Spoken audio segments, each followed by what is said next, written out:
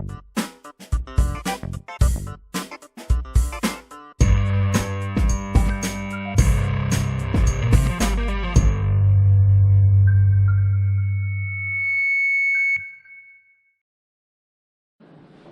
everyone, welcome back to the channel. It's been a while since I posted here. I have not been able to update on my road to Amsterdam Marathon. So in today's video, I'm going to give you an update. I'm going to tell you about how my last few weeks have been, and I'm going to talk to you about my shoe selection process for this race next Sunday. So in today's video, I'm going to take you through all the shoes that I tried in the last 6 months, particularly the carbon plated shoes, because those are the ones which I use for the races. So in the last 6 months, I tried 5 pairs of shoes. Technically, some of them I had even before the last 6 months, but I'm just going to include them for the sake of a fair comparison among the brands. So first of all, I had my Alpha Flies, Nike Alpha Flies, which I bought a long time ago, but I've never used it in a race, and I used it quite a bit in the last 6 months in the preparation for the Amsterdam Marathon. The second one I have, which I really treasure, is my Nike Vaporfly Next 2. The third one, which I tried out, was the New Balance the SC Elite version 3. I've put my review here before on this channel on this pair of shoes. So these shoes are also going to be listed out today among the contestants for my race shoe. The fourth pair is the Nike Vaporfly Next 3, which is the newest shoe among all the shoes I have, the newest launches. So this is the latest edition of the Nike Vaporflies, and I've put a review on this before. So today I'm just going to summarize on the points which I've used to decide on which pairs I've used and how this one fares. And the last pair, which is the latest shoe I bought, but this is not a very new launch, but I just bought it because I wanted to try it out. So this is the Saucony Endorphin Pro 3. So in today's race, to be the selected shoe for the Amsterdam Marathon, I'm going to take you through certain points which I've listed out for my own analysis, and how each of these pairs of shoes fared, so that I can come to a conclusion on which shoe I'm going to use this Sunday in the Amsterdam Marathon. So first, I'm going to take you through the parameters which I've chosen for the decision-making process. The first parameter is the forefoot fit. My forefoot are a little broad, and I need that space in front, in the toe box, to be able to avoid having too many blisters, to avoid having a discomfort when my feet are swollen after running a certain amount of distance, maybe after 30 kilometers. So I need that comfort in the forefoot. So the first parameter is the forefoot fit. The second parameter is heel slippage. I've not quite seen that in many shoes, but I have experienced that in one of the pairs. I'm going to talk about it when I talk about that shoe. I think it's important, because if there is heel slippage, then you might just not put your foot down in the right manner, in the proper manner, and you might hurt your ankle a little bit. And I have experienced this after certain races, certain long distances. If there's heel slippage, my ankle starts swelling up quite a bit.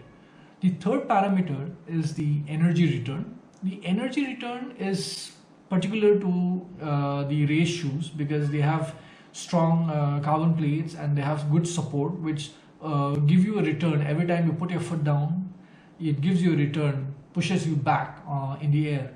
So that is a very important factor, in particularly if you're trying to race a little faster. The fourth parameter is the cushion. If you're running long distances, the cushion is very important. And the last parameter, which I came up very recently with, is the gait support. And this is something which I just sort of figured out after my wife observed that I run differently. I look different in different pairs of shoes. Particularly maybe in my Nike Vaporfly Next 2, I think my running form changes a little bit, and I feel it also, because probably some of the carbon plated shoes are a little too aggressive and they affect my running form.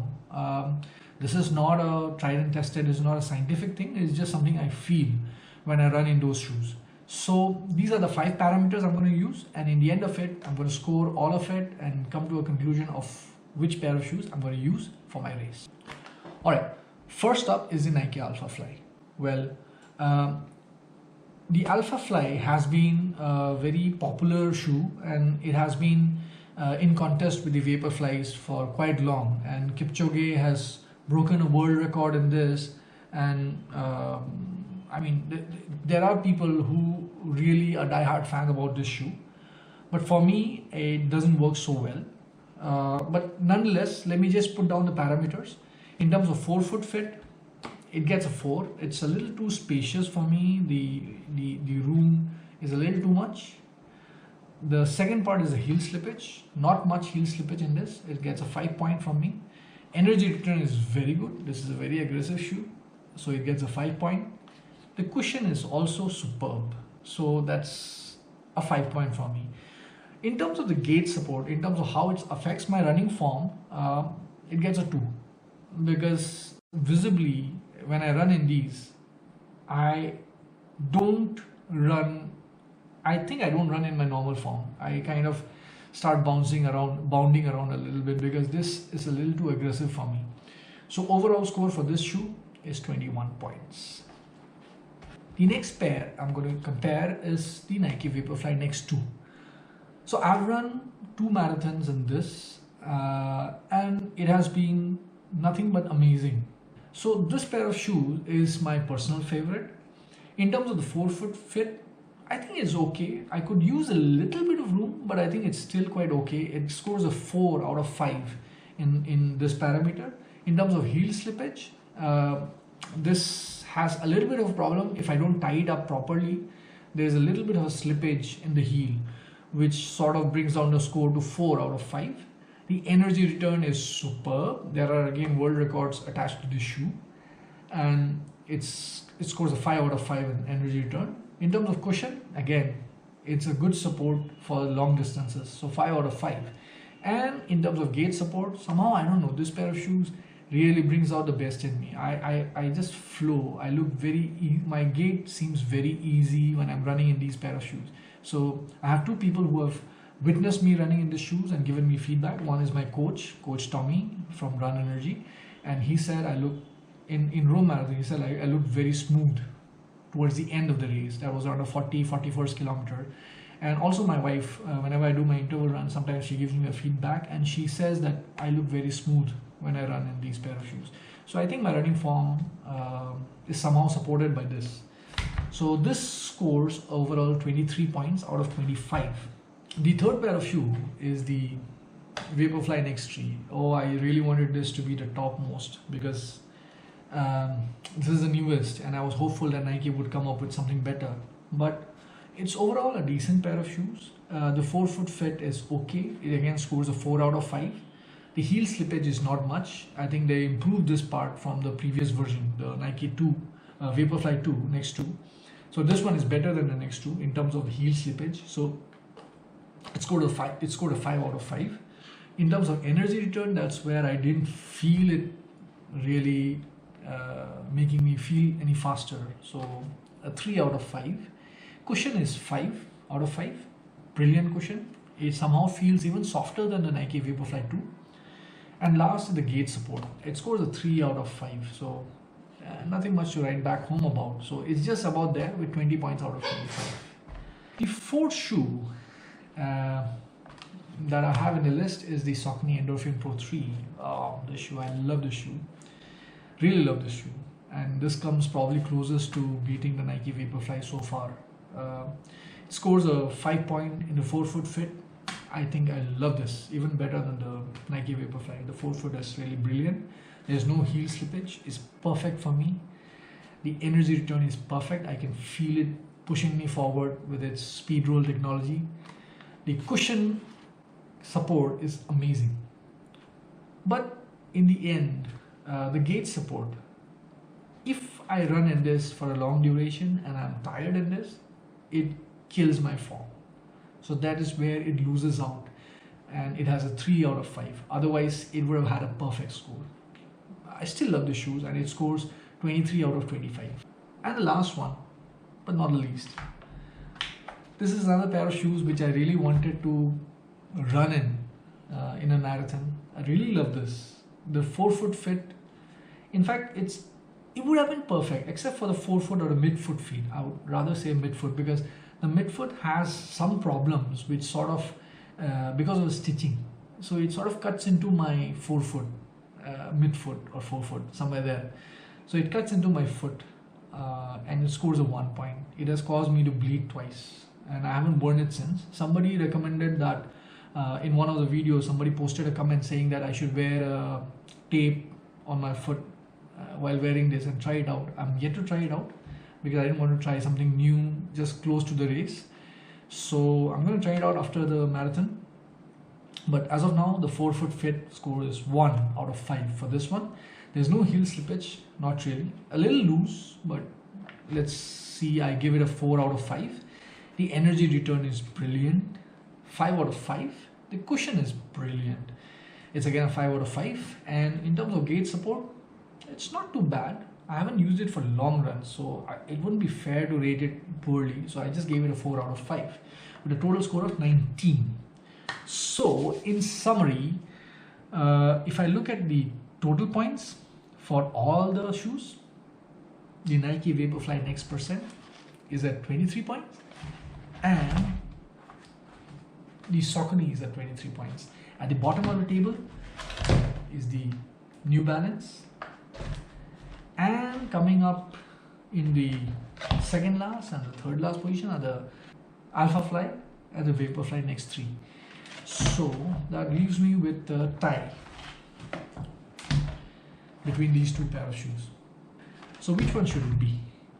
Okay, I already decided before making this video, obviously. So I have run 2 marathons in these pairs of shoes and they have just done around 120 or 110 kilometers odd, because I just use this for my races and maybe a little bit of a preparation for the race. I choose the Nike Vaporfly Next 2 just because I think these shoes are very supportive even when you're at the end of the race. Compared to this one, I think this one starts taking a toll on you after, if you're tired. So given a choice, I'm going for this, which I do have a choice, so I'm going for this. Although both of them have scored quite equally in terms of the points I have given, and also this supports my running form really well. So for this Amsterdam Marathon, make way for the winner, Nike Vaporfly Next 2%. Alright, so the last 3 weeks for me have been quite hectic. I have been traveling almost halfway around the world, 2 weeks ago actually, and I went to Bali and Singapore for some work, and I really enjoyed running in those humid conditions, humid yet beautiful beaches. And I'm going to be posting the virtual treadmill run videos for those very soon. And meanwhile, I'm just around 3 days away from the Amsterdam Marathon. 2 days, in fact. Today is 13th. Damn. I'm flying out tonight to Amsterdam. Tomorrow I'll collect my bib and I'll be posting some videos on that too. And on Sunday is the big day. I fell a little sick last week, or rather this week itself, Sunday, Monday, just before the race. At first I thought it was paranoia, but then I realized I was actually a little unwell. But things happen. I mean, whenever you're planning for something, things go sideways a lot of times. But thankfully, I feel a lot better now. And I think by tomorrow, when I reach Amsterdam, the air in Amsterdam is going to make me feel much better. So 6 months of preparation, and this is what it has come to. I'm really excited. I'm looking forward to it. So stay tuned for my updates about the marathon. And to anybody else who's running, all the best. I hope to cross paths with you sometime during the marathon. And if you haven't subscribed on this channel, please do subscribe. I keep posting about running and travel as often as possible. So thank you for watching and cheers. See you again in the next video.